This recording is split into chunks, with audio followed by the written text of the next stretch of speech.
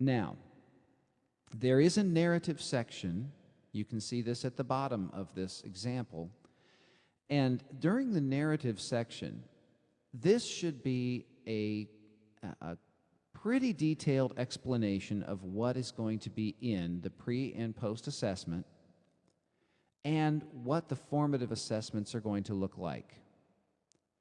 You don't have to have copies of all of the formative assessments, but you are asked or required to give a complete copy of your pre/post assessment.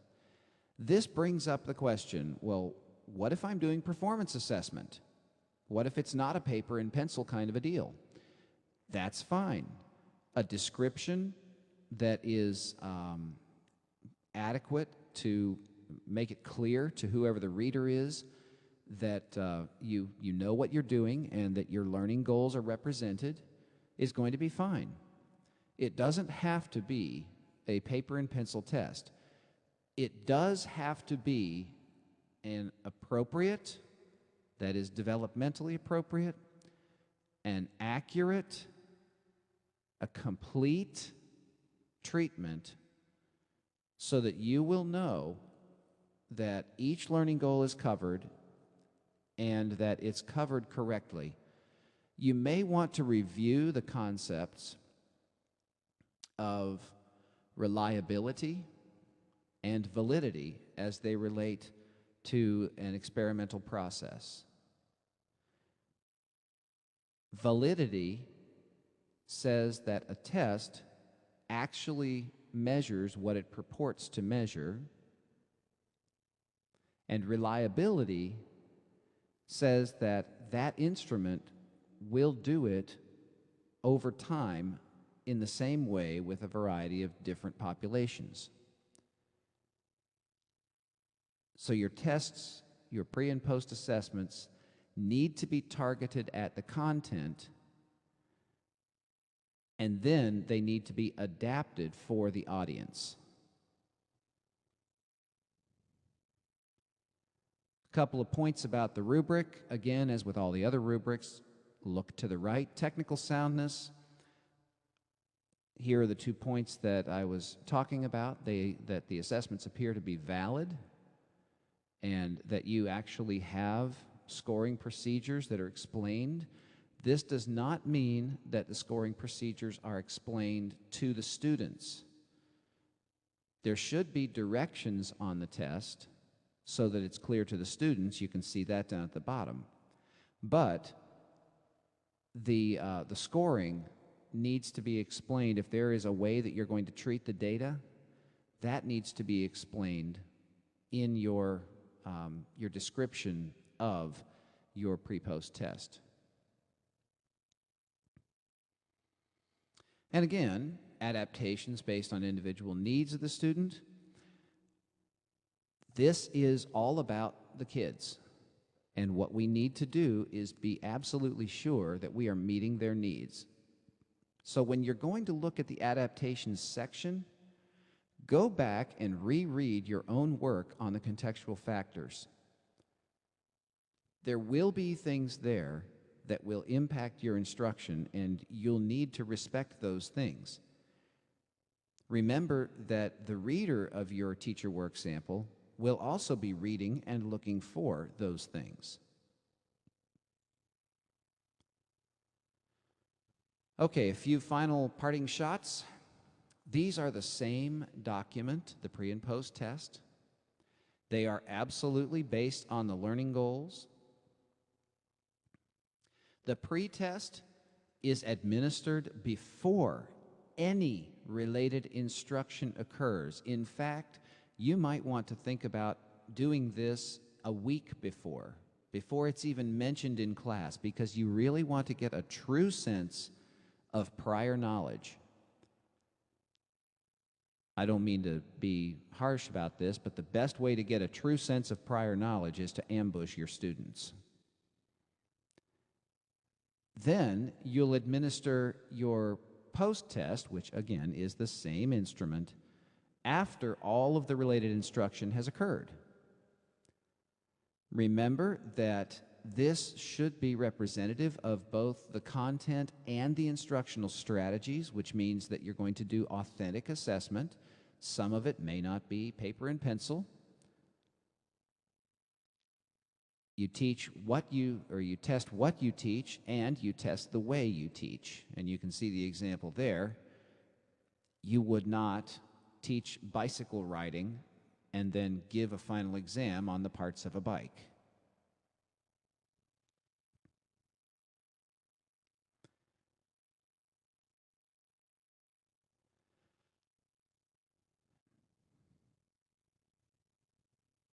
All right. The next section of the teacher work sample, which is the design for instruction, requires performance data.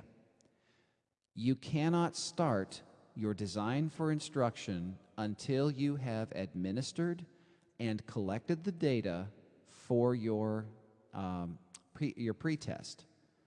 Please notice in yellow and underlined, prior to even planning for instruction for the teacher work sample, you must have all of your data for the pretest.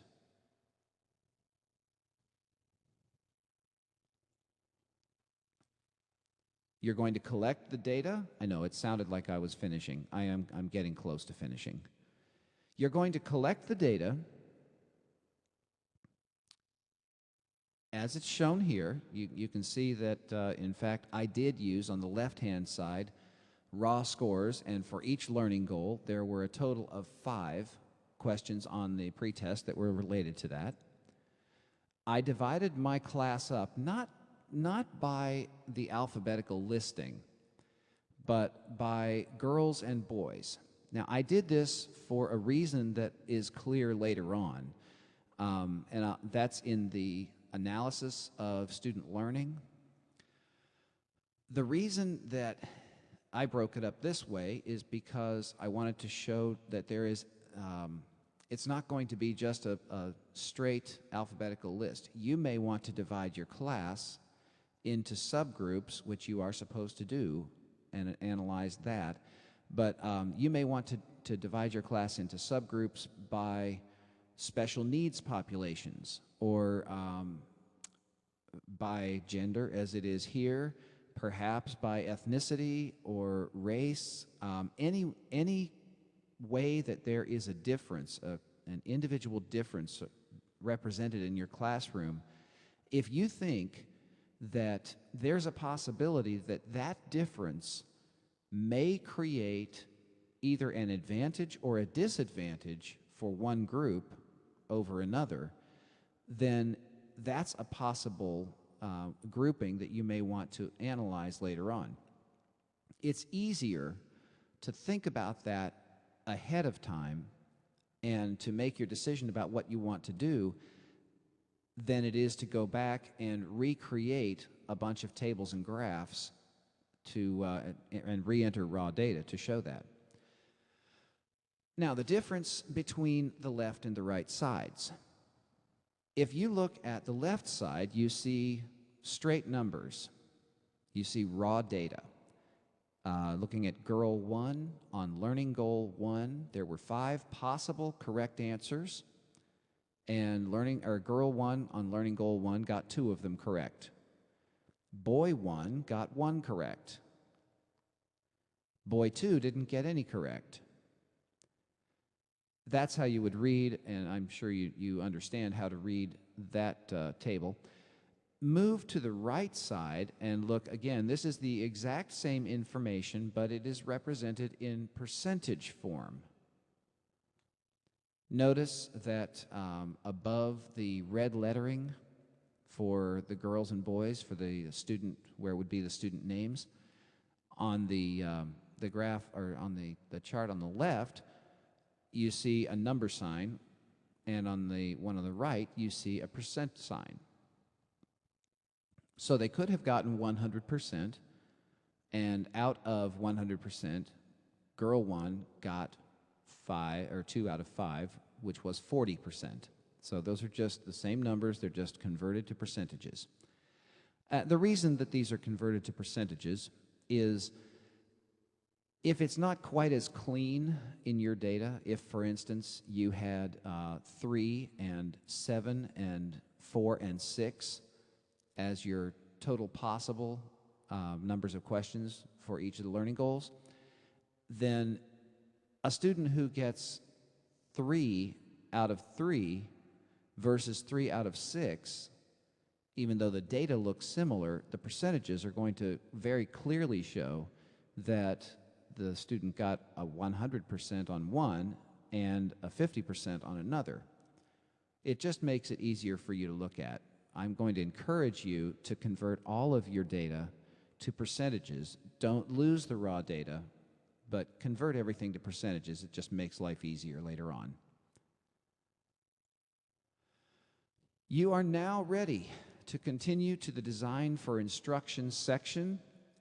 I encourage you to listen to and to watch, maybe take notes on that tutorial, but do not begin designing your instruction until you have finished giving and collecting the data from your pre-test. That's the end of this presentation, and it wasn't too painless, was it? I mean painful. Well, maybe I was right the first time. Anyway.